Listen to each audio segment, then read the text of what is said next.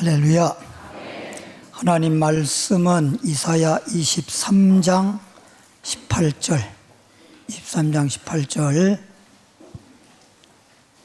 993페이지 이사야 23장 18절입니다. 993페이지 다 같이 함께 봉독하겠습니다. 시작. 그 무역한 것과 이익을 거룩히 여호와께 돌리고 간직하거나 쌓아두지 아니하리니 그 무역한 것이 여호와 앞에서 사는 자가 배불리 먹을 양식 잘 입을 옷감이 되리라. 아멘. 제목을 따라합니다. 이익으로 영원히 복되게. 다시 한번 이익으로 영원히 복되게. 네. 이익이라고 해도 되고 수익, 나에게 수익이 되는 걸 말하는 거죠. 수익으로 영원히 복되게. 일시적으로 복이라고 했다가 없어지는 것이 아니라 영원히 복되게. 따라합시다. 이익으로 수익으로 영원히 복되게. 전도서 1장 3절부터 시작합니다. 전도서 1장 3절 말씀부터 시작합니다. 전도서 1장 3절 948페이지 보면 해 아래서 수고하는 모든 수고가, 해 아래서 그러니까 땅을 말하는 거예요. 태양을 기준으로 해서 해 위의 것과 해 아래 것을 말하는데, 해 아래서 이 말은 땅에서 수고하는 모든 수고가 사람에게 무엇이 유익한가?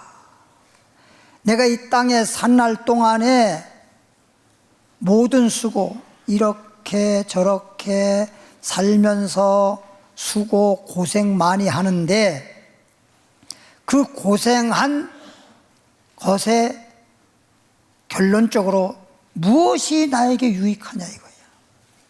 무엇이 나에게 유익하냐. 그러니까 여러분 살아봤잖아요, 지금까지.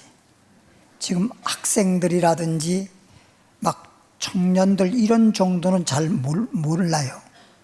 인생을 안 살아봐서 인생이 뭔지, 왜 사는지 몰라.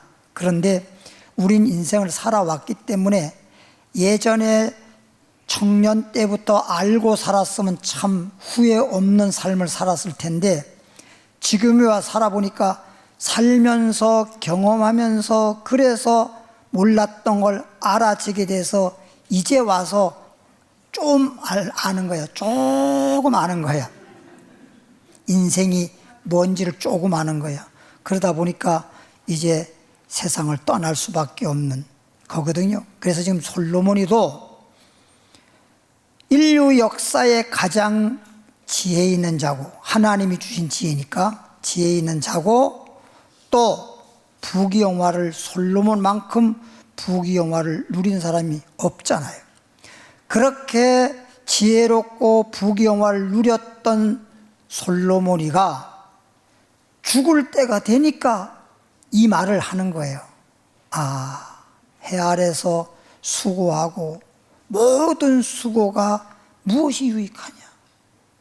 살았을 때는 이것도 저것도 명예든 지식이든 재물이든 뭐 여러 가지가 다 나에게 복이 되는 줄 알았는데, 죽게 되니까 재물이 있다고 해서 살려주는 것도 아니고, 명예가 있다 하더라도 죽어버리면 소용이 없는 거예요.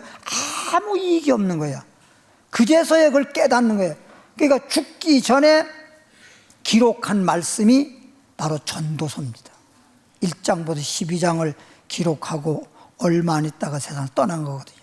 그러니까 솔로몬처럼 그렇게 부귀영화를 누리고 살았던 사람도 죽을 때에서 해 아래서 수고하고 모든 수고한 것이 다 헛되고 아무 유익이 없구나.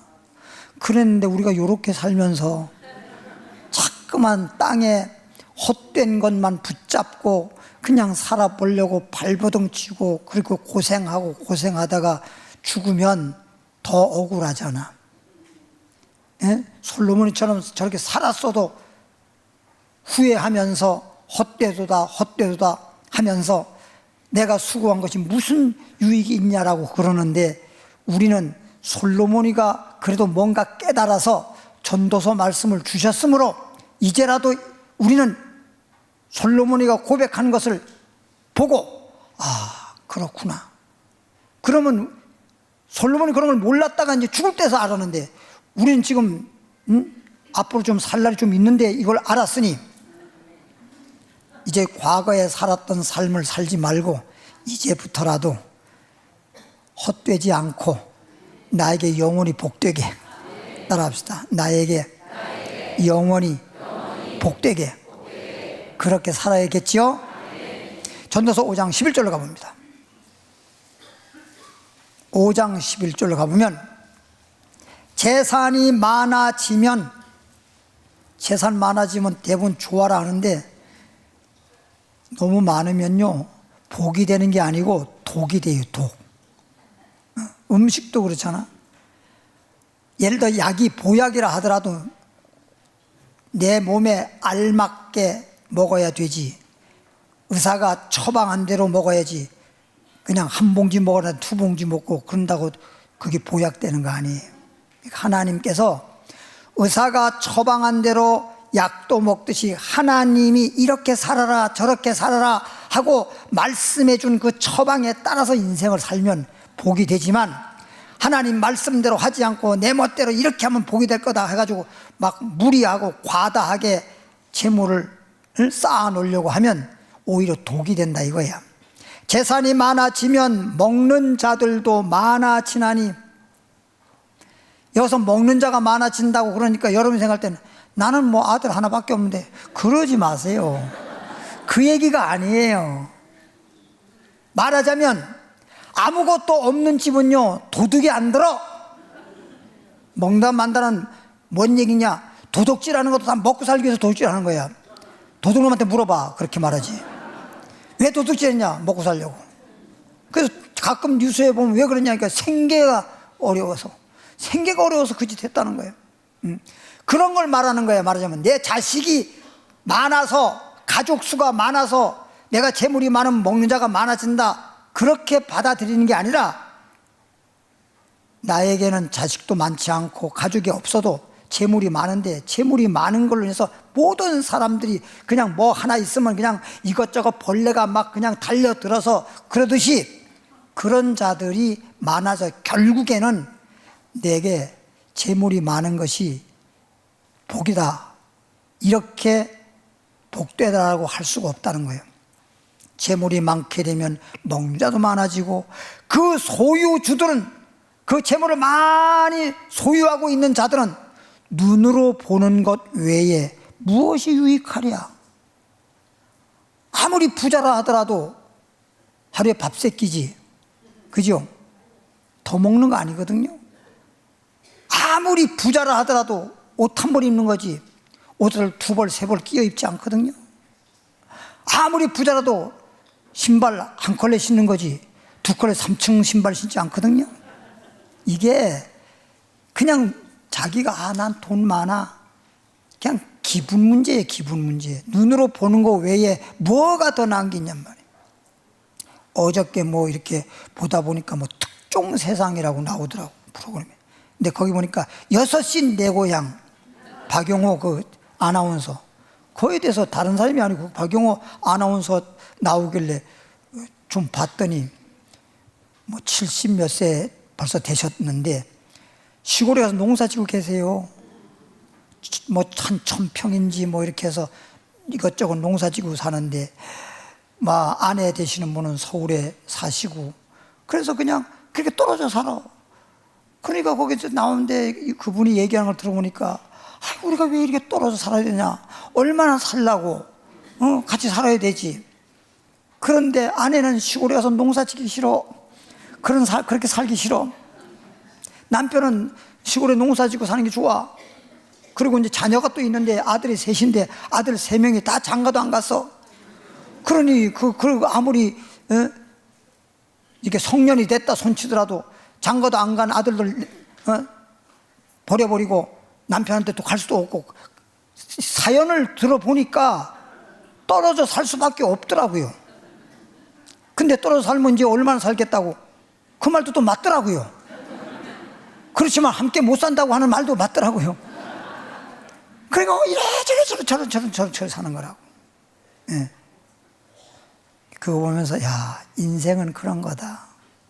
인생이라는 자체를 알면 후회를 남기거나 모세처럼 80까지 살아도 수고한 것밖에 없고 슬픈 것밖에 없다고 후회를 남겨봐야 아무 소용없는 거예요. 그래서 모세도 80살까지 살다가 다른 사람보다 10년 더 살아서 건강하다고 해도 만약 그렇게 80살에 죽었다면 그 사람은 정말 이름 모를 잡초야, 이런 인생이 되는 거예요. 이름 모를 잡초 같은 인생이 되는 거예요. 그런데 80살에 죽을 수밖에 없는 자가 하나님의 특별히 부르심을 받아가지고 하나님께 선자로 쓰임 받았기 때문에 위대한 선자가 되고 정말 복 있는 사람 된 거잖아. 예. 그러니까 어떤 분들, 여러분 그럴 거예요. 아이고, 나는 이제 나이가 많아서 인생 끝나서 그러지 마시고 모세 8살부터 쓰임 받는 거 봐봐. 그럼 아직 8살 안 됐으면 나도 주님을 위해서 1년이든 2년이든 주님이 나에게 생명 준 동안만큼이라도 하루를 살더라도 천년같이, 쉬 말하면 그렇게 유익되게 보람되게 후회 없이 그렇게 살아가는 여러분 되길 바랍니다. 그런 삶을 찾는다는 게 중요한 거예요. 그런 걸 찾는다는 게. 뭐 여기 옛날에 소풍 가가지고 보물찾기 하잖아요. 보물찾기. 그거 하나 찾아가지고 얼마나 흔들고 기뻐했어요. 그 별것도 아니요. 나중에 보물찾기에서 딱 이렇게 상품 주는데 플라스틱 반찬통 하나. 근데 그걸 그렇게 기뻐했거든. 별것도 아닌 걸 가지고. 별것도 아닌 걸 가지고 기뻐했단 말이야. 예수님 믿고 천국을 발견하고 영생을 발견하고 정말 인생길을 걸어가는 게 아니라 영생을 위해서 영생길을 찾았다는 거, 여러분 진짜 기뻐야 되는 거야. 이런 것을 발견하고 아는 사람들은 그래서 무슨 재물 이런 것 등등 세상적인 그런 거 가지고 기뻐하는 게 아니고 주 안에서 항상 기뻐하라. 다시 말하노니 기뻐하라요. 예수 믿고 예수 안에 사는 것이 기쁨이란 말이에요. 이게 진짜 복이고, 그렇게 예수님을 통해서 내가 영생도 얻게 되고 또 땅에서도 하나님이 필요에 따라서 건강하게 평안하게 복되게 살다가 세상 떠나게 되면 천국 가서 영생 복나 누릴 수 있도록 주님께서 은혜를 베풀었기 때문에, 그래서 주 안에서 기뻐할 뿐 아니라 얼마나 감사해요. 너무너무 감사하잖아요. 예?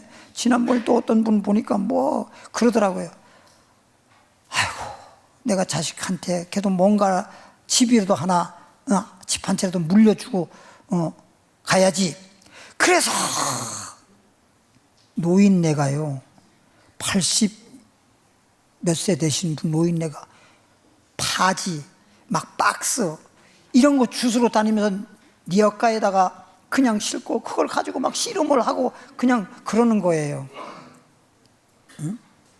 그러면서 그렇게 해서 이렇게 왜 사십니까? 어렵게 힘들게, 이제 연세도 많으신데 이러다 다치면 어떡하려고. 아니야, 우리 아들 하나 있는데 하나 그렇게라도 좀 해주고 가려고 그러시더라고.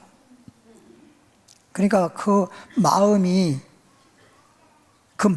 알겠는데 결론적으로 한마디로 말하면 헛되다는 거예요. 다 헛되다. 우리 교회에 권사님 계시는데 지금 여기 나오셨나 안 나오셨나 모르겠네. 그분이 창동에 집이 하나 있고 양주에 아파트가 하나 있고 또 뭐 있더라. 하여튼 와가지고 목사님, 제가 얼마나 살겠습니까? 그러니까 이 집을 다 선교하도록 하나님 앞에 드릴 거니까 해주세요. 벌써 이게 그렇게 말한 지가 한 4, 5년 넘었을 겁니다. 그래서 제가 기부를 안 받았어요. 기증을 안 받았어요. 근데 이제 그 아드님이 좀 몸이 장애가 있고, 정신적 장애도 있고, 장애가 있어. 그래서 지금도 그 아파트에서 나오는 월세 가지고 살아가는데, 그럼 월세도 없고, 어떻게 살아? 또 아들 있으면 아들도 살아야 될 거 아니야. 그럼 따들어 가지고 팔아가지고 성경 어디서 사냔 말이야. 그러니까 목사님 알아서 우리 아들을 알아서 내가 죽고 가더라도 목사님 알아서 우리 아들을 좀 보살펴 주세요. 그 얘기야. 그러니까 지금 창동에 있는 집은 아들이 살아야 되니까 그냥 그대로 살아야 될 것이고, 그렇죠? 근데 저거 양주에 있는 걸 받아가지고 팔아가지고 선교한다고 쓰면은 거기서 월세 나와서 사는데 월세가 없으면 어떻게 살아? 안 되잖아요, 그렇죠? 그래서 내가 안 받았다고요. 지금까지도 안 받았어요. 나중에 돌아가시게 되면 이제 엄마가 떠나버리면 그 좀 장애 있으신 그 아들이 자기 힘으로 살아가기 어려워. 그럼 이제 교회에서 어떻게 돌봐줘야 되는 건 돌봐주겠지만 그렇다는 거지. 내 말은. 그러니까 땅에서 이렇다 저렇다 사람들이 볼 때는 복이다 하는지 모르지만 그 복될 거 하나도 없어요. 예수 믿은 것이 복이에요. 따라합시다. 예수 믿은 것이 복이다. 옆에 분들에게 예수 믿은 것이 복입니다. 전도서 5장 15절로 갑니다. 15절. 그가 모태에서, 못한다는 게 아니라 어머니 뱃속에서, 모태에서 벌거벗고 나왔은즉, 그러니까 어느 사람이든지 어머니 뱃속에서 태어날 때 다 맨몸땡으로 나왔지 무슨 뭐 팬티 하나도 입고 나왔나요? 가지고 온 것도 없고. 그러니까 디모데서에 보면 이런 말이 있어요. 가지고 온 것이 없으니 가지고 가지 못하리라. 그러니까 그냥 입을 게 있고 먹을 게 있으면 족한 줄 알라는 거야. 그리고 예수나 잘 믿다가 가면 되지. 뭐 쌓아놓고 간다고 해서 저 세상에 가서 뭐가 있어요? 아무것도 없어요. 그냥 오히려 뭔가를 많이 쌓아놓고 재물이 많으면요 눈 못 감고 죽어. 눈을 감을래도 이거. 그리고 정리를 해야 되는데 정리가 또 되면 좋지만 정리가 잘 안 되면 그것도 막 머리 쓰고 막 신경 쓰고 그러다가 죽어. 그 죽을 때까지 신경 써? 그럴 필요 없잖아요. 그러니까 여러분 생각할 때 목사님 저는요 그냥 전세 사는데 이것밖에 없어요. 그게 좋은 거예요. 그래도 있으면 돼. 내가 살 수 있는 것만 있다가 살다가 편하게 가면 되지. 아이고 난 못 죽어. 이 집을 두고 어떻게 죽어. 돈이 있는데 돈 쓰지도 못하고 언제 죽어. 안 죽어. 근데 안 죽어지는 게 아니거든. 그러니까 괜히 신경 쓰지 말고 죽어도 편하게, 살아도 편하게, 예수 안에서 평안하게. 할렐루야. 그러니까 저도 어떤 경우에 보면 참 감사한 게 뭐냐, 괜히 신경 쓸 일이 많으면 안 돼. 뭐가 있으면 신경이 많이 쓰인다고요. 예. 여러분 이런 말 들어봤죠? 그냥 하는 얘기인데 그런 말이 있어요. 무자식 이런 거야 뭐 다 잘 알지. 자식이 없으면 자식이 있어야 된다. 금이야 옥이야 그러지만 무자식 상팔자라는 거 아니야. 그럼 자식만 그런 게 아니야. 재물도 마찬가지야.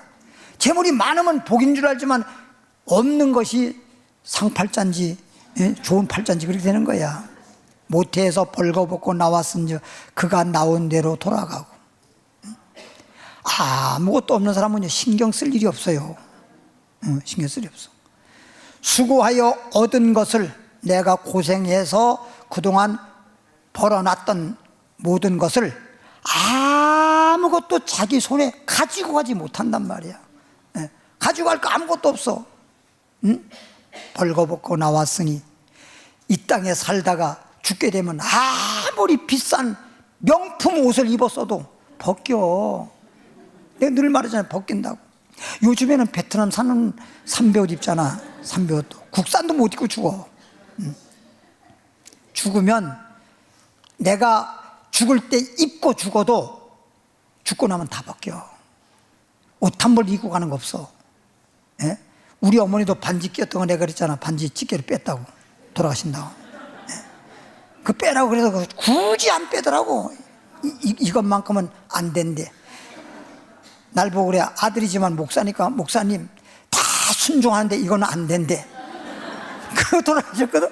돌아가시고 나니까 뭐 이거 빼야지 어떻게. 근데 돌아가신 난 다음에 나니까 이 손이 약간 부었는지 안 빠지더라고. 안 빠지니까 그냥 찢게 갖다가 그냥 잘라서 뺐잖아요. 네. 어차피 그런 거야 그게. 그러니까 내가 우리 어머니 돌아가기 전에 뭐 이제 우리 어머니 당장 돌아가실 줄 몰랐겠지. 돌아가기 전에 이거 하나 옆에 건축헌금으로 이 교회 지으려고 계획이 돼 있었으니까 건축헌금으로 반지 드리세요. 어머니 가진 게 없으니까 반지 드리세요. 그러니까 그거는 안 된다는 거야. 평생 반지 끼워보지 못하다가 제가 우리 어머니 회갑 때인가 그 반지를 해드렸거든요. 매일 반지만 쳐다보고 살다가 그봐 없었으면 주님만 쳐다볼 텐데. 누가복음 12장 18절로 가봅니다.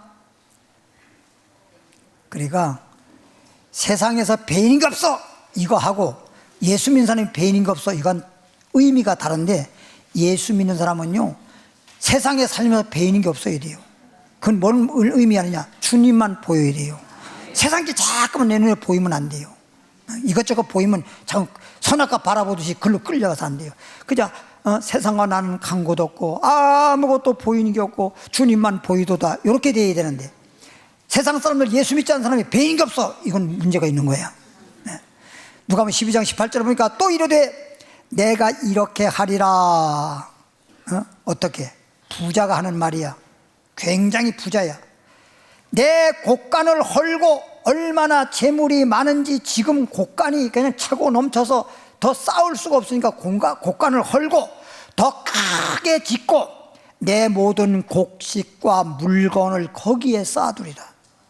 곡간을 크게 짓는 거기다 쌓아두리라. 또 내가 내 영혼에게 이르되 영혼아 내 여러 해 쓸 물건을, 이 말은 여러 해란 말은 내가 죽을 때까지 이 물건을 죽을 때까지 사용해도 써도 남고 남아. 그 얘기를 지금 하는 거예요.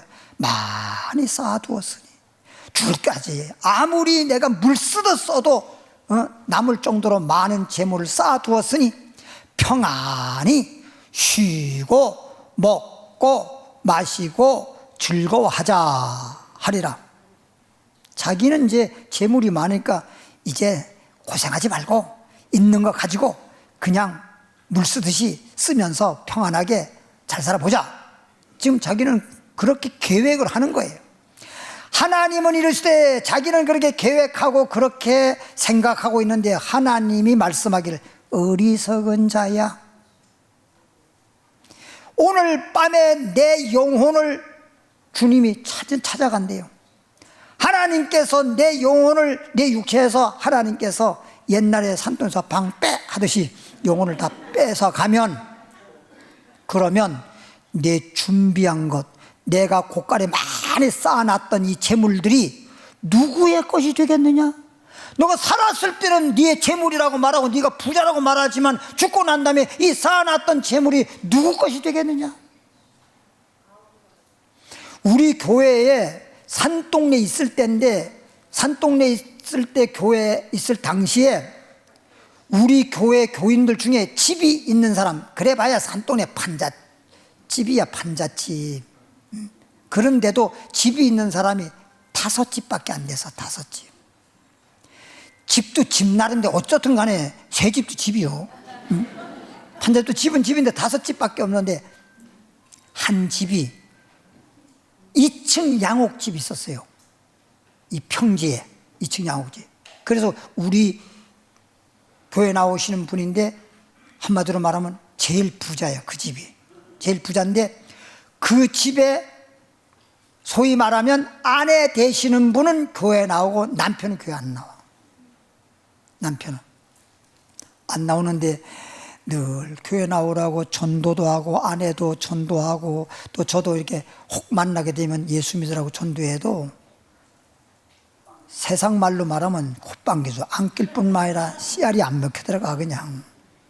그런데 하루는 밤 12시인가 됐는데 전화가 왔어요. 전화가. 그 아내 되시는 분이 전화가 왔어. 목사님, 밤늦게 죄송해요. 왜요? 우리 남편이 소경이 돼버렸다는 거예요. 갑자기 눈이 안 보여. 갑자기 그냥 앞이 어두워지기 시작하더니 그냥 앞이 안 보여버린 거예요. 소경이 돼버린 거예요.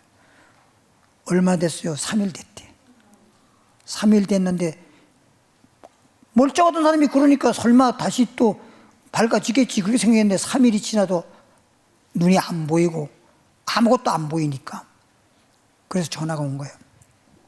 그러면서 하는 말이 목사님 그때가 금요일 밤 같아. 내일 토요일 날 목사님 신방 좀 해주세요. 알겠어요. 그래서 이제 신방을 갔어. 목사님만 오세요 또 그러네. 근데 그런 게 보이기 싫으니까 목사님만 오세요. 그래가지고 제가 이제 신방을 갔어. 그럼 이제 남편 있고 그 다음에 아내 있고 그래서 이제 예배를 드렸어요. 그리고 기도해 줬어요. 그런데 이제 대접을 한다고 우유를 응? 시골 우유인지 서울 우유인지 응? 서울 우유를 해서 한 컵씩 해서 갖다가 이렇게 그때는 왜 그랬는지 모르는데 상이 있을 텐데 상은 안 하고 그냥 방바닥에 갖다가 하나씩 줬어. 저는 이렇게 마시면서 먹다 했는데 그것을 남편 앞에 갖다 놨는데 그게 안 보이니까 그것을 우유를 마시려고 잡다가 그냥 이렇게 건드려가지고 쏟아져 버렸네. 그 정도로 안 보이는 거예요. 그 정도로 손이 돼가지고.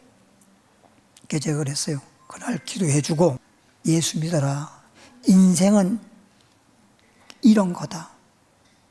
보세요. 갑자기 잘 보이는 눈이 안 보이는 것처럼 인생은 살다가 언젠간 다 죽게 되는 건데 예수 믿는 것밖에는 없다. 그랬더니 자기가 믿고 싶어 믿는 게 아니라 그런 정도가 되니까 그냥 받아들일 수밖에 없는 거지. 목사님, 내일 교회 나가겠습니다. 그래서 사람들 부축을 받아가지고 교회에 온 거야. 주일날 왔는데 산동네에 있을 때는 뒤에는 의자 몇 개 있고 앞에 마루였었거든. 성전이 마루 바닥이었어. 마루 바닥에 와가지고 무릎 꿇고 처음서부터 예배 드리는데 설교 끝날 때까지 축도할 때까지 그냥 말씀을 듣는지 안 듣는지는 모르겠지만 계속 눈물을 흘리는 거예요. 이게 안 보여서 그렇지 눈물은 나대. 눈물 나는 건 상관이 없어요. 우리가 계속 눈물을 흘리고 울고 있는 거예요. 근데 이게 눈물만 흐르면 괜찮은데 막 흑흑대는 거예요. 콧물도 나오고 눈물도 나오고 막 자기 인생 뭐 별 생각 다 했겠죠. 그 심리 알죠. 그리고 예배를 끝나고 난 다음에 제 조그만 그때는 산동네 교회니까 조그만 요 아주 뭐한 세 사람 정도 앉으면 더 이상 안 될 그런 조그마한 방인데 거기에 이제 이렇게 의자 한 3개 갖다 놓고 그리고 제가 아는 의자 하나 있고 이제 이런 정도야. 그래서 그거 들어와서 기도해 줬어요. 기도해 주고 하나님 나면서부터 소경된 자도 주님이 눈 뜨게 하셨는데 전능한 주님께서 눈을 뜨게 하시고 영적인 눈을 뜨게 하시고 그래서 예수 믿고 복 있는 사람 되게 해달라고 기도했어. 그러고 내려갔거든. 예배 드리고 저녁에도 또 부축해서 올라온 거야. 저녁 예배에 또 갔어. 낮에만 와도 황송한데 저녁 예배 또 왔더라고. 갔어 또. 저녁에 와서 또 기도해달라고 해서 또 기도했어. 그러고 왔어. 그런데 수요 예배 때 수요일 날 저녁 예배 지금은 이제 낮에도 뭐 1부 2부 있으니까 그렇지만 그때는 수요 예배는 저녁 예배 한 번밖에 없었거든. 뭐 8시면 8시. 그런데 아니 자기 혼자 왔어. 마루에 와서 혼자 앉았어. 자기 부인하고 뭐 누가 부축한다면서 내가 놀래가지고 이게 보여 안 보여? 안 보이는데 그냥 온 거야? 아니면 어떻게 이게 온 거야? 이게 내가 궁금한 거잖아. 그래서 설교하기 하면서 제가 설교 시작하면서 지금 혼자 오셨어요? 지금 우리 아내가 와요. 왜 이렇게 늦게 옵니까? 그랬더니 조금 먼 일이 있어가지고 조금 늦는다 그랬어요. 그래서 조금 설교하다 보니까 아내가 들어오더라고요. 그래서 설교담을 물어봤어. 언제부터 보이냐 그랬더니 주일날 저녁에 예배 드리고 기도받고 내려가 자고 일어나니까 아침이 나니까 눈이 보이더니 떠졌다는 거예요. 아침엔 세게. 그 눈을 아침에 이제 안 보이더라도 눈꺼풀은 뜰 거 아니에요. 근데 눈을 떴는데 진짜 눈이 떠진 거예요. 그러면 전화라도 해야 되잖아. 밤 12시에도 전화하던 양반이 그냥 목사님 이제 보여 이러면 얼마나 좋아. 3일 동안 아무 깜깜소식하다가 그냥 그렇게 나와가지고 나를 놀래게 해가지고, 그래가지고 오늘처럼 그냥 말씀 전하다 말고 그렇게 된 걸 알고 다들 박수치고 환영해주고, 그래서 교회를 이제 뭐 수요 예배든 금요 예배든 주일 예배든 그냥 누구 부축받지 않고 자기가 그냥 자진해서 오는 거예요. 그 산에 밤에 저녁 예배는 밤에 올라보면 후레쉬가 좀 막 비치고 올라오고 그랬어요. 깜깜한 골목에 어떤 데는 어두우니까. 그랬는데 이분이 제 기억에 한 달 좀 안 됐 걸로 기억이 됩니다. 한 달도 안 됐는데 한 몇 주 동안은 그냥 수요예배, 금요예배, 주일예배 막 잘 나오더니만 주일 빠졌네? 그 내가 황당해가지고 그 다음에 물어봤지. 월요일 돼가지고 어떻게 안 나오셨냐고 그랬더니 그날 사업상 수금하느라고 못 나왔대. 뭐 하느라고? 그때 뭐 돈 받는 게 뭐 있었는가 봐요. 수금하느라고 못 나왔다는 거예요. 그러니까 아직 나온 지 얼마 안 되고 이제 하나님 눈 떠준 것만 체험한 것 뿐이지 신앙생활을 왜 하는지 신앙생활이 얼마나 중요한지는 모르니까 우선 수금이 급한 거예요. 수금을 했어. 사업이 잘 돼요. 근데 이제 얘기가 나와서 얘기인데 이 눈이 호경됐을 때 사업이 잘 되는 사업이 적자가 되는 거예요. 막 적자가 되는 거예요. 그게 왜 적자냐고 나중에는 이제 알아봤더니 눈 뜬 다음에 이제 나중에 이제 마치 감사하듯이 알아보니까 직원들이 다 해먹은 거야. 이 주인이 눈 안 보인다고 돈을 갖다가 줄 때 예를 들어서 5,000원짜리가 있잖아? 그럼 1,000원짜리로. 그냥 만지키기만 하면 그냥 돈인 줄만 알지. 이게 5,000원짜리인지 1,000원짜리 알아? 5,000원짜리를 갖다가 해줘야 되는데 5,000원짜리를 갖다 1,000원으로 해서 주는 거예요. 그러니까 5배나 막 그냥 이렇게. 그래서 직원들이 그냥 그동안에 해먹어가지고 이 집보다 더 좋은 집에 살고 있어. 그동안에 막 갑자기 막 빼먹어가지고. 그랬었다고 그러더라고요. 그래서 자기가 주일날 자기가 수금 안 하면 안 된다고. 그래서 못 나왔는데 그 다음에 주일날 한번 빠지더니 그 다음 주일날 나왔고 그 다음에 수요 예배 금요 예배는 아예 안 나오고, 그러다가 제가 말한 대로 한 달 좀도 안 됐는데 청량리에서 전농동 쪽으로 뭐 때문에 가는지 제가 모르겠는데 길을 그냥 걸어가다가 자기 그때 당시 자동차도 자가용도 있었거든요. 사업하는 사람이니까. 걸어가다가 쓰러져 버렸어. 쓰러져가지고 병원에 이제 응급실로 갔었는데 그날 병원에 응급실에 들어간 지 4시간 만에 세상 떠났잖아요.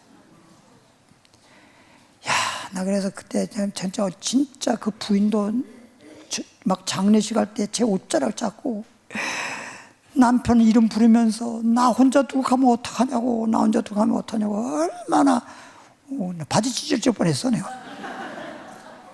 다 소용없어요. 그때 저도 이미 우리가 다 알고는 있지만 실질적인 그런 일을 당하고 보니까 그래, 돈 있어도 소용없고 양옥집도 소용없고 수금해봤자 소용없고 다 소용없구나. 다 소용없구나. 12장 21절에 자기를 위하여, 자기를 위하여, 다시 말해 인생을 위하여 재물을 쌓아두고 하나님에 대하여 부요하지 못한 자는 이와 같다. 그 사람 쭉 난다는 거지. 그 사람 같이 돼버린다는 거예요. 그러니까 우리가 세상적인 거, 인생에 대해서 재물이든 명예든 그런 거 많이 쌓아두고 그리고 하나님에 대해서 부유하지 못한다는 말은 하나님에 대해서 열심히 믿어야 되는데 게을리하거나 영적으로 믿음이 가난하게 되면 그쪽 난다 이런 얘기예요. 인생에는 생명은 하나님 께 있잖아요. 생사 화복이 다 하나님께 있잖아요. 왜 이걸 모르냔 말이에요. 그렇게 해서 눈을 떴으면, 그다음부터 하나님 있는 걸 알았으면, 하기야 교회 나온 지 뭐 금방 갓난 아이들 눈 떠도요 엄마인지 아빠인지 못 알아봐. 그러니까 이제 막 눈 떠서 그냥 경험 체험만 한 것뿐이지 뭐 천국이 있는지 영생인지 뭘 알아? 그러니까 우선 수금이 더 급했던 거지. 그러다가 수금해서 은행에 돈을 통장에 쌓아놓고 그런 세상 떠나버렸죠. 이게 뭐냐 이 말이 뭐예요. 그래서 인생이란 결과적으로 가보면 헛된 거예요. 인생은 다 헛된 거예요. 그러니까 인생을 위해 살려고 하지 말고 인생살이를 영생을 위해서 주 안에서 기뻐하고 감사하고 주님 잘 섬겨서 이 땅에서도 하나님이 축복해 주시고 지켜주시고 도와주시고 함께 살다가 인생이 끝나면 영생하길 바랍니다. 할렐루야. 여기 있는 분들은 이런 설교는 다 알아. 근데 이제 알고만 있는지, 정말 그렇게 주님을 알고 영생을 위해서 그렇게 믿음으로 살아가는지, 이거는 나도 몰라. 여러분 속에 여러분만 알아. 마태복음 19장 23절에 여기도 이제 부자 청년 얘기 나오는 말씀인데, 부자 청년에게 하는 말인데, 부자 청년이 예수님께 와서 자진해서 찾아온 거예요. 예수님을 오라고 해도 안 오는 사람들이 많은데 자진해 찾아와가지고 예수님이 뭐라고 했는지 아세요? 선생님, 어떻게 내가 선한 일을 행하여야 영생 얻을 수 있습니까? 영생을 좀 해보겠다고, 영생을 얻어보겠다라고 이렇게 지금 예수님께 질문하고 있는 거잖아. 그런데 예수님이 그랬어요. 계명 지켜라. 저요 어렸을 적부터 하나님 계명 다 지켰어요.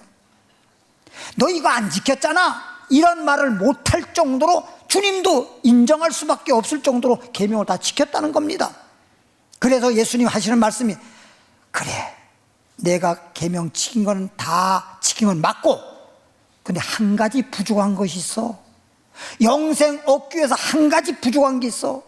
그게 뭔데요?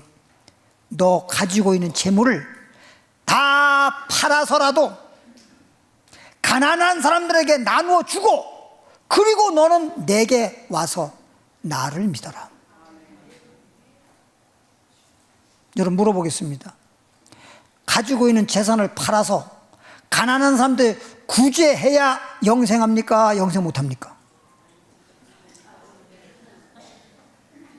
여러분, 구제하는 거하고 영생하고는 상관이 없어. 구제는 하나님 나라에 가서 영원한 복이 되는 거. 하늘나라에는요 영원히 없어지는 게 없어. 한 번 권세를 받으면 영원해. 여기는 뭐 군대에 가서 예를 들어서 별 하나 달고 별 2개 달고 별 3개 달고 장성이라 하더라도 얘 편해버리면 이제 장성이 아니잖아. 장군이 아니잖아. 쉬 말하면. 그렇죠? 대통령도 5년 하고 나면 또 일반 평민이 되는 거잖아. 그렇지만 하늘나라에 가면 한 번 하나님의 권세 주시고 복 주시면 영원하잖아. 내 몸도 땅에 산 날 동안에는 젊어선 건강하다가 나이가 들면 늙어서 병들어 죽고 이러지만, 하늘나라 가는 죽는 것도 없고 아픈 것도 없고 슬픔도 없고 괴로움도 없고 영원한 생명, 영생복락이잖아 한마디로는. 그래서 한 가지 너 부족해. 그러니 가난한 사람 나눠주고 나를 따라와라. 그랬더니 부자가 그냥 믿기만 하라 그러면 쉽겠는데, 이거 어떻게 돈을 버는 건데 이 큰 많은 재물을 갖다가 팔아가지고, 그것도 그냥 있는 것만 주라고는 모르는데 이 재산 이런 걸 다 팔아가지고 가난한 사람 나눠주고 따라오라니까 마음에 근심하면서 예수를 떠나가더라. 예수님은 그 사람 마음을 다 알아. 딱 보면 제자들에게 말, 저 가는 저 부자 있잖아, 저 근심하고 가는 저 부자 천국 들어가기가 어렵다. 총 못 간다.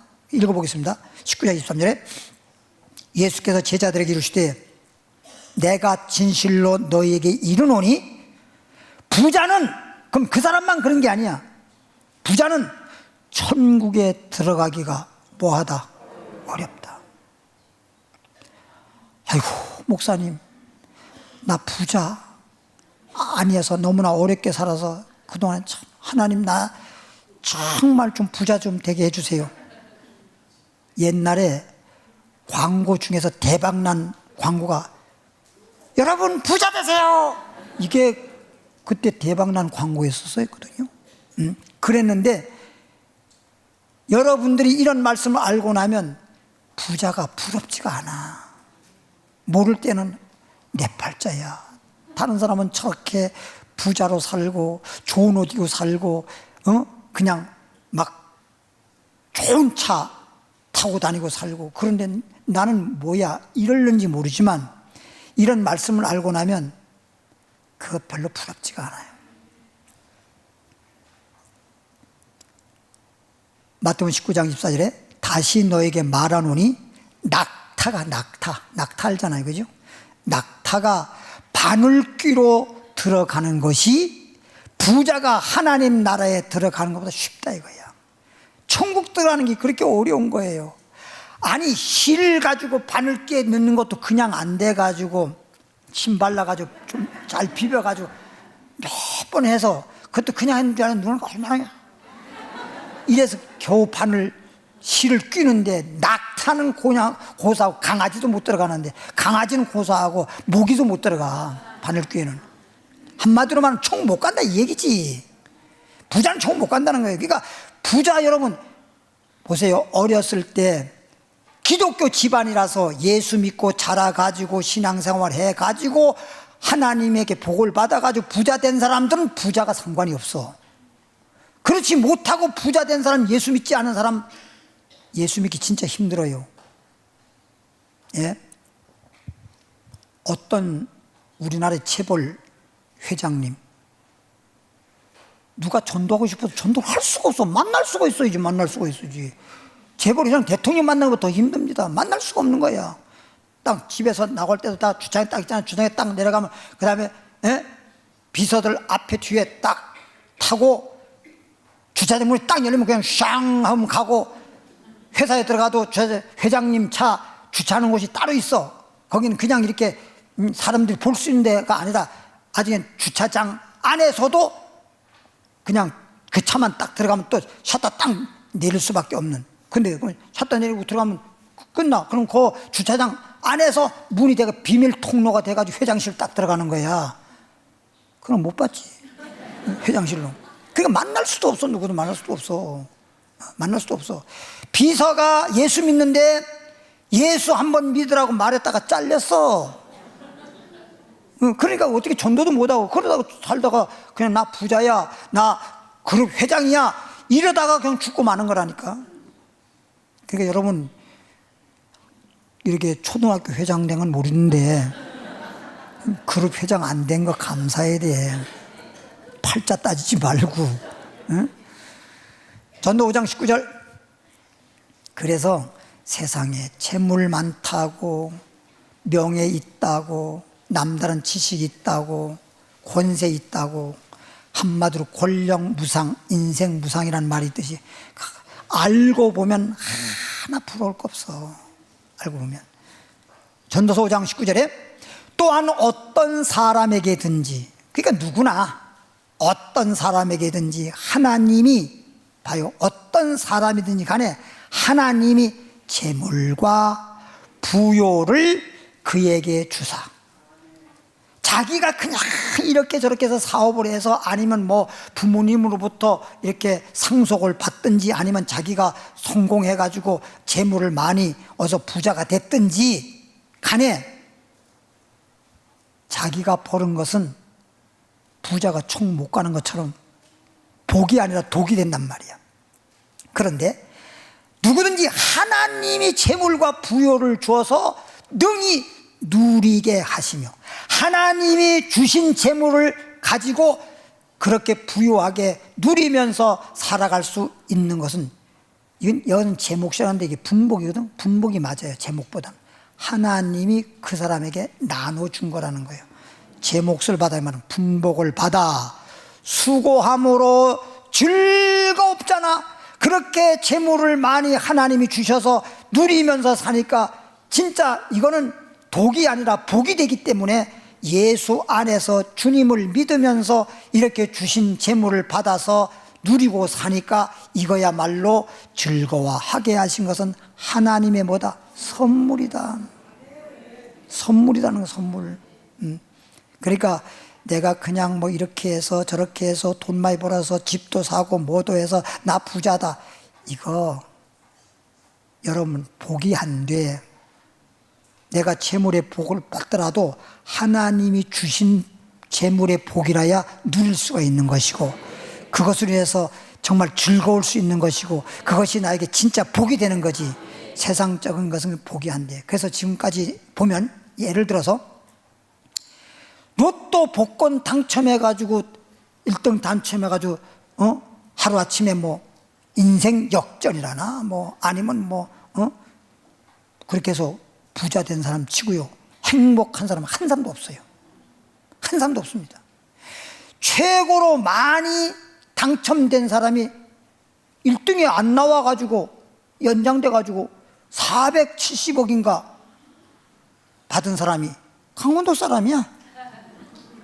강원도 삼척 부근에 삼척에 사는 사람인데, 순경에 순경, 경찰이 경찰. 경찰이 뭐하다 그거 하나 사가지고 470억이 당첨이 돼버렸어. 당첨된 순간 출근 안 했어. 그 경찰서에서 출근 안 하니까 놀래가지고 그냥 뭐 왜 어디 갔나고 막 소문하고 막 연락을 하고 막 그래가지고, 그 사람이 왔는데 와가지고 자기 상관, 자기 위에 상관이 있을 거 아니야. 상관하고 그 파출소장님하고 파출소에 있는 그 같은 경찰관 직원들에게 얼마씩 주었어. 말하자면 얼마씩 주고, 그리고서 당첨됐다 소리도 않고 얼마 주고, 저 사표 냅니다 하고 사표 냈잖아. 그러니까 소장은 다 놀라서, 이 사람아 뭔 일이 있어서 그렇게 사표 내고 또 출근도 안 하고 그러는 건가? 했더니 그냥 제 사정이 있어가지고요, 그동안 소장님 너무 보살펴 주시고 동료들도 함께 해줘서 너무 고마워서 드립니다 해가지고 그냥 직원 경찰들한테 100만 원씩, 그리고 소장님한테 200만 원, 그리고선 사표 내고 갔는데 지금 어디가 사는지도 몰라. 그 친척도 모르고 어머니도 모른대요. 엄마도. 자기 낳아준 엄마도 살아계신데 엄마도 모른대요. 그럼 엄마한테 한 100만 원 주고 가지. 이런 한 푼 안 주고 가지고는 어디 가서 어디가 지금 사는지 몰라. 나도 몰라. 그게 아니, 그래 돈하고만 가서 어디 가서 자연인처럼 어디 가가지고 그렇게 혼자 돈만 쳐다보고 살아봐야 그 뭐 하겠어요, 그거. 그렇잖아요. 그게 복이 아니란 말이야. 그 돈 때문에 그렇게 사는 거예요. 그리고 한 분은 TV에 나왔는데 보니까 그분은 40 몇 억이더라고. 아까 경찰은 470억인데 41억인가 얼마를 당첨이 됐는데, 그걸 이제 엄마도 알고 또 여동생도 알았어요. 남매로 사는데 알았는데, 엄마하고 여동생이 알았으니까 와가지고 아들한테, 아들아, 여동생 오빠 당첨됐으니까 41억이나 되니까 거기 뭐 세금 떼고 38억인가 뭐 지정이 되는데 그냥 엄마한테 1억 주고 나 동생 1억만 줘라. 그래봐 2억 나가는 거다. 그것 때문에 막 싸우고 그냥 이사가 버렸잖아. 말도 안 하고 어디로 이사가 버렸어. 근데 이 엄마도 대단한 사람이야. 여동생하고 물어 찾아, 경상도 어디로 이사 간 데를 그걸 어떻게 추적해가지고 그걸 찾아가서 그 사람이 놀래버린 거야. 시골에서 그냥 시골 농촌에 있는 집 사가지고 그냥 시골에 농사 짓는 식으로 사는 거예요. 몰래. 그냥 조그만 텃밭 해가지고 농사 지면서 남이 볼 때는 돈인 거 하나 돈 없는 사람처럼 그렇게 사는 거예요. 돈 있으면 또 강도 들어올 수도 있고 별 일이 생길 테니까. 그래서 상대 엄마하고 여동생이 나타난 거예요. 얼마나 놀라는지. 그래가지고 거기서 또 그냥 와서 뭐 돈 내놓나 그러니까 알았다고 집에 가서 기다리라고 그러고 또 그냥 집을 버리고 또 이사 갔어. 와보니까 또 없네. 또 이사 가버리겠네. 그래서 그 엄마가 또 추적해서 또 찾았는데 천안에가 살 때래. 천안에. 예, 그게 TV에까지 나오더라니까. 그런 거야. 돈 있다고 행복한 거 아니야. 그냥 남진 노래 말따나 도심지에 빌딩, 그 막 빌딩 되고 막 의시되고 그거 난 부럽지 않아. 그냥 난 우리 님과 함께 저 푸른 초원 위에, 시골 저 푸른 초원 위에 그냥 그림 같은 집을 짓고 님과 함께 살면 나는 좋아, 나는 좋아. 그 노래 가사 알잖아요, 그렇죠? 그렇게 해서라도 근데 거기다가 님자 앞에다가 주자만 붙여. 그때 그때가 몇 년도인지 모르겠는데 하여튼 80년도 초 그게 뭐 노래가 뭐 70년도 나왔는지 외국의 베트남 전쟁에 남진 가수가 베트남 전쟁에 갔다가 이제 돌아 제대하고 나온 다음에 그 노래를 불렀잖아요. 그래서 히트치고 그때 당시는 전부 다 가수들이요 차려 타고 노래 불렀어. 손도 한 번 안 들었어요. 노래 부를 때 전부 다. 근데 남진이가 그거 갔다 와가지고 처음으로 이것만 했어. 요거만 했는데도 그냥 그래서 오빠 부대가 생긴 거 아니야? 요거 하나 움직였다고 오빠! 이래가지고 오빠 부대가 생긴 거 아니야? 그리고 그 저푸른 초원에 그 노래가 히트친 거 아니야? 그때면은 전파사에서 막 계속 그런 노래를 틀어놨어요. 우리 신방하다 보면 그때 당시 산동네에 그냥 구두 이렇게 막 이렇게 하면 이렇게 기스 난다 그래가지고 긴 고무 신고 신방했잖아요. 성경책 하나 들고 가다 보면 전파사에서 막 노래가 나와. 저 푸른 초원 위에 이런 노래 나오고 뭐 나오나 울지마 울긴 왜 울어 뭐 이런 노래 나오고. 그때 가면서 우리는 어떻게 생각했냐? 저뿐이 님과 함께가 아니라 주님과 함께 주자만 붙이는 거예요. 주님과 함께. 그렇게 우리는 들려졌다고요. 잠언서 16장 8절에 여기 있는 분들 다 그런 거 듣고 다 어디 가서 한 번씩 다 흔들어 봤던 사람들이요. 다 가만히 점잠 빼고 앉아있지만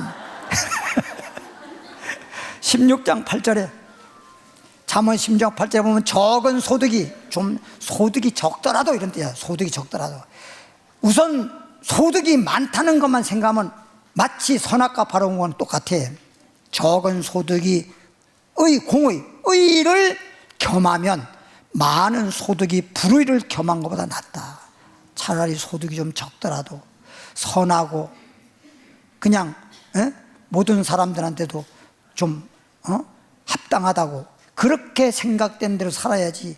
그냥 이익만을 생각해가지고 형제 간에도 아까 말대로 엄마 좀 1억 주면 얼마나 좋아. 나가 지금까지 길렀는 것도 모르고 1억이 아니야. 한 10억도 좀 주면 주지. 좀 좋지.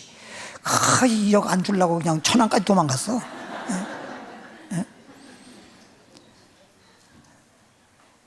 그래서 소득이 좀 적더라도 그냥 의를 겸하란 말은 뭐야? 예수 믿으면 의롭다함을 받잖아. 예수 믿고 의로운 자가 되어서 하나님이 주시는 복을 받아 누리다가 천국 가서 다시는 없어지지 않고 영원히 누릴 수 있는 영생 복락을 누린 자가 되어야 됩니다. 그럼 이제 마태복음 6장 한번 볼까요? 19절. 마태복음 6장 19절부터 21절까지 보면 너희를 위하여 보물을 땅에 두지 말라는 거예요. 인생을 위해서 아무리 쌓아봤자 부자와 똑같아요. 소용없어요. 죽으면 가져가요. 뭐해. 예? 거기는 하나님 나라는 땅에 쌓아두면은 전부 다 그냥 버리고 가는 거잖아. 그래서 거기는 좀과 이 말은 땅에 재물을 쌓아두면 마치 좀 먹는 것과 같고, 동록이란 말은 동이, 금은동, 동에 녹이 쓸잖아. 녹 쓰는 것과 같고, 도둑이 구멍을 뚫었단 말은 도적질 당하는 거 똑같다 이거야. 내가 가져있으나 도적을 당하고 나면 없어져 버리잖아. 그와 똑같다는 거야. 그 재물이라고 하는 것이 좀 먹는 거와 같고 동에 녹 쓰는 거와 같고 도둑질 당해서 도적을 당해서 잃어버린 거와 같고, 그래서 도둑이 구멍을 뚫고 도적질한다. 오직 너희를 위하여 보물을 어디에 쌓아두라? 땅에 쌓아두면 도적질 당하는 거 같고 좀 먹고 동록이 쓰는 것 같은데, 너희를 위해서, 우리를 위해서 영원한 하나님 나라에 보물을 하늘에 쌓아둬라.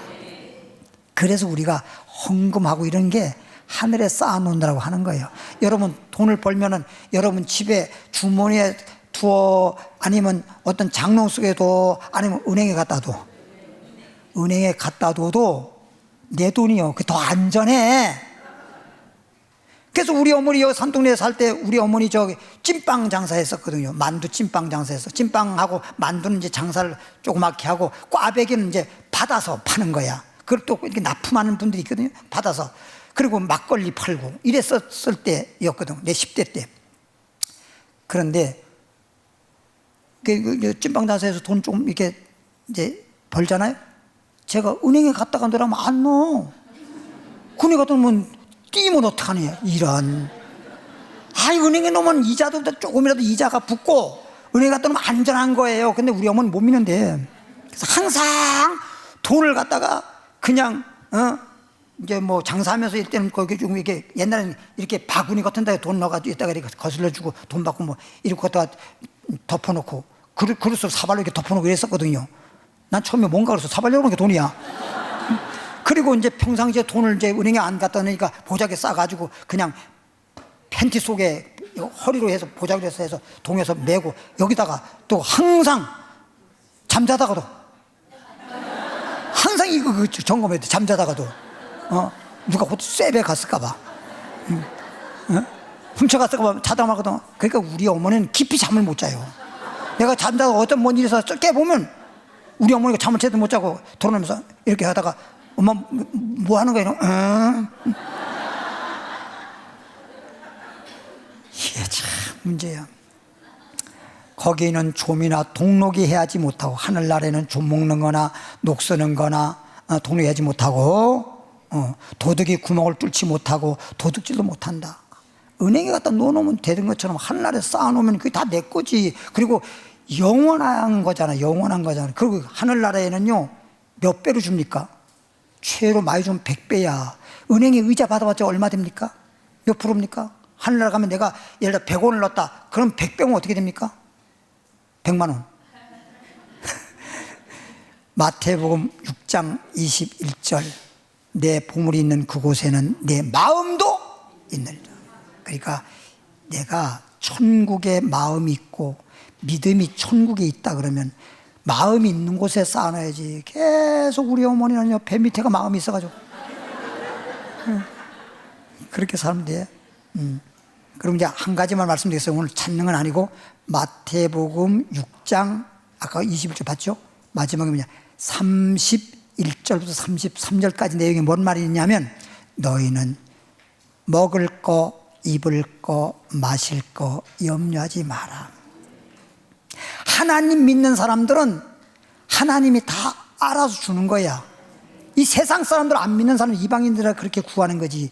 너희는, 예수 믿는 너희는 그의 나라와 의를 구하라. 뭘 구하라? 하나님 나라 의인이 되는 게 중요하지. 내 자신이 의인이 되는 게 중요하고, 내 자신이 복 있는 사람만 되면, 지난번에도 말씀했어요, 복이 그냥 뭐 따라오는 거야. 복 있는 사람에게 복이 주어지는 거거든. 그럼 내가 복 있는 사람이 되는 게 중요하고 내가 의인이 되는 게 중요한데, 먼저 그의 나라 의를 구하면 이 모든 것, 먹을 것, 입을 것, 마실 것, 이런 것들은 하나님이 우리가 원하는 것보다 더 주시리라. 여기까지. 하나님 아버지 감사합니다. 오늘 하나님이 주신 말씀은 정말 영원히 마음판에 새기고, 이제부터 선악과 바라보듯이 세상만 바라보고 육신적이고 정욕적인 것만 바라보고 살지 말고 전능하신 주님을 바라보고 말씀에 따라 순종함으로 나가도 복받고 들어와도 복받고 영혼이 잘되고 범사가 되고 강건한 자 되길 바랍니다. 주님이 주시는 복은 누릴 수 있는 복입니다. 즐거운 것입니다. 행복한 것입니다. 하나님 앞에 예물을 드리고자 없나니 기뻐 받아 연락하시고 축복하옵소서. 예수님 이름으로 기도합나이다.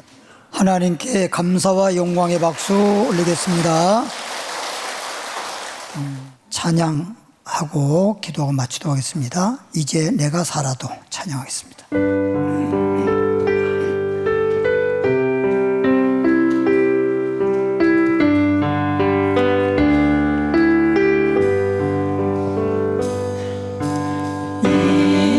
이제 내가 살아도 주 위에 살고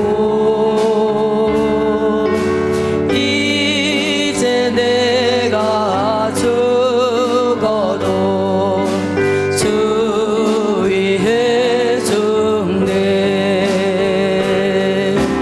하늘 영광 보여주며 나로라 하네. 할렐루야 찬송하며 주께 갑니다. 그러므로 나는 살아 죽으나 주님의 것이요 살아 죽으나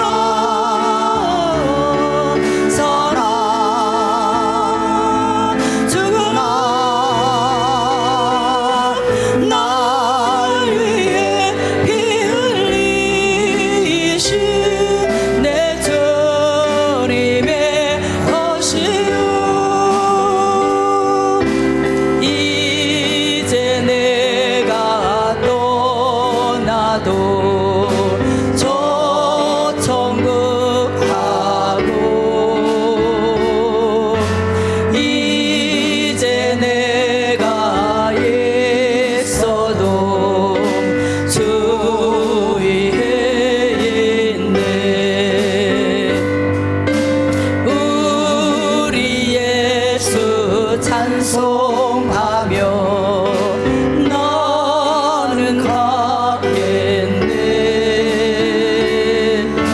천군 천사 나팔 불며 마중 나오네.